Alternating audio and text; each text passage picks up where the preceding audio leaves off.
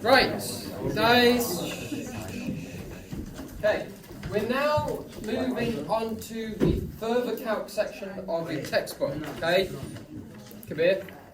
We don't need trapezium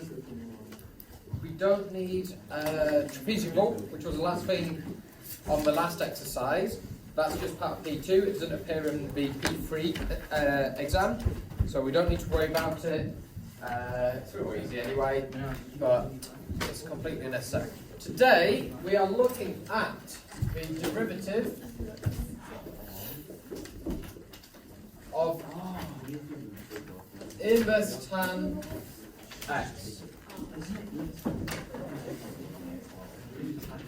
Okay, so this is quite an important one because I think we kind of use it for integration at some point as well, this identity, but in reverse, if I remember rightly.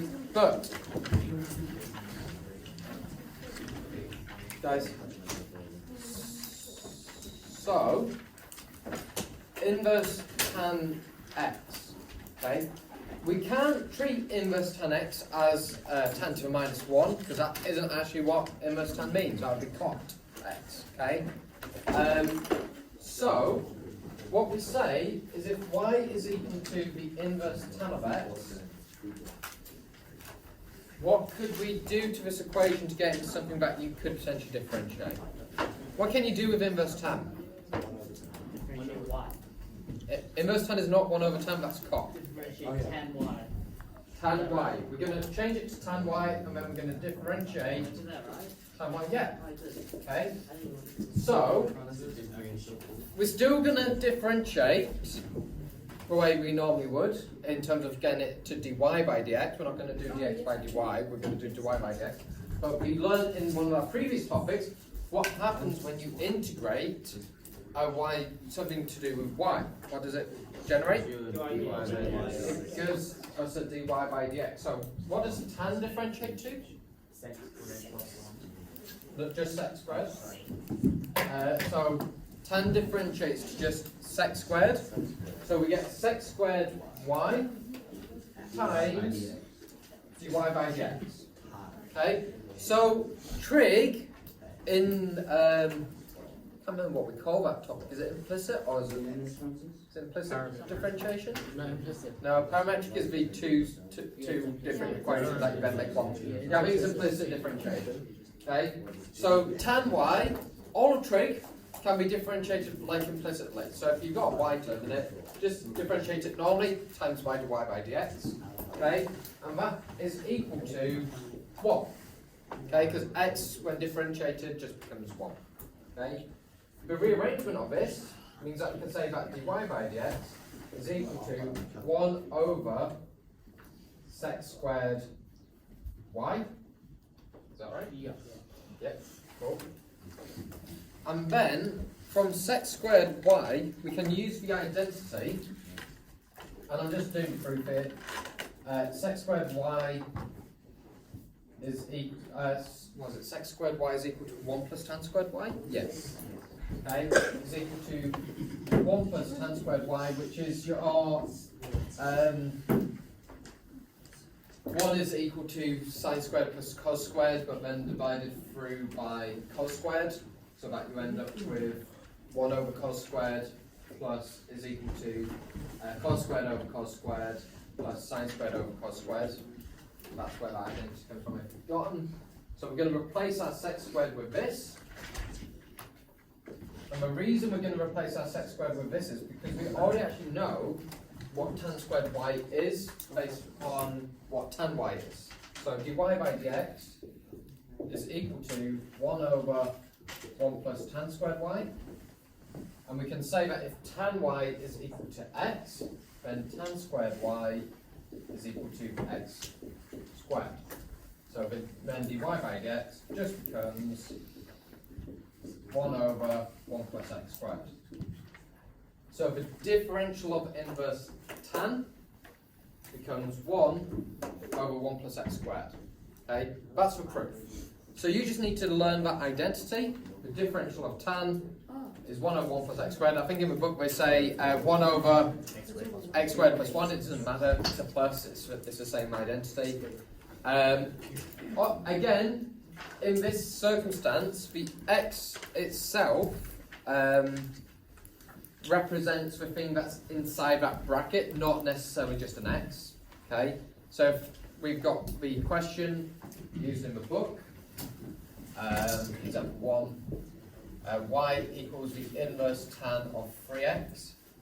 Okay, if you want dy by dx of that, okay, two things you need to do is do the differential of inverse tan x, which is 1 over 1 plus x squared, or 1 over x squared plus 1, which will become 1 over 3x squared plus 1.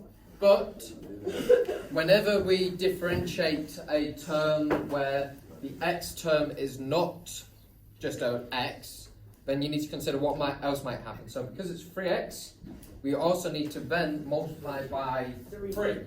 Okay?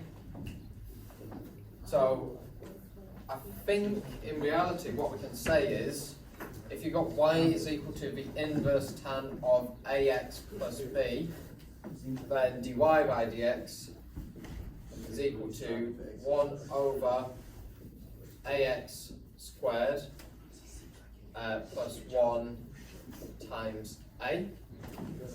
Okay. Cool.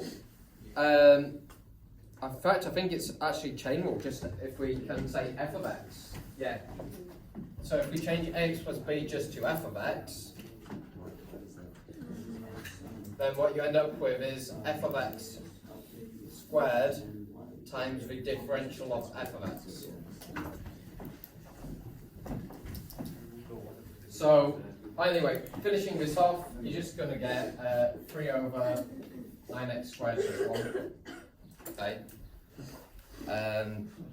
So, example 2, this is where I think this, the identity that's just drawn up on the board comes from, is if we've got the inverse tan of root x, so y is equal to the inverse tan of root x, so treat it as x to the power half, meaning that when we do dy by dx, you get 1 over root x squared plus 1, okay, times by the derivative of root x. And the derivative of root x, if we say x to the half is y, then dy by dx is equal to a half x to the negative a half. Yep. So that's what we times by. So we times by the derivative of the function. Okay. You good? Why is it root x squared? Because it's Oh, I root thought x it in was there. a 2, sorry. Yeah. Okay. Okay. So that makes it slightly harder, because now we can say that this is 1 over x plus 1, because root x squared is x. Okay. And then that is multiplied by 1 over 2 root x, by just identifying that x to the negative half is over and rooted. Okay. And then from there you can do just multiplication, which is 1 over 2 root x, x plus 1. Okay, as a single thing. Okay. Don't think there's anything you can do special there. No. Okay. If you look at the third one, same thing happens. I'm not going to do the third one on the board. It's just the same thing, just messy, just a bit of algebraic manipulation afterwards. Okay. So that's it for derivative of the inverse tan x. Okay. You got a question? So the last answer, what do you expand that?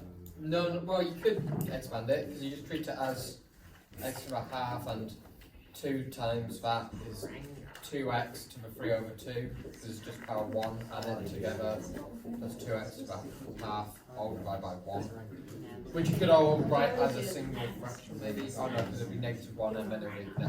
It's just not something that you need to explain. Okay? Sometimes, guys, sometimes you do need to expand it, and there'll be potential simplifying, you know, if there's a quadratic going on, you might have quadratic brackets which can then cancel out with each other and so on and so forth. I think that's kind of what happens in the third one, so if you want to have a look at one that does that, maybe have a look at the third one. Although I think we just take out a factor of 2 on the third one. Okay, so that's it. Oh, unless you've got a question, what's the question? Oh no, it's not why you multiply by Why did I multiply by?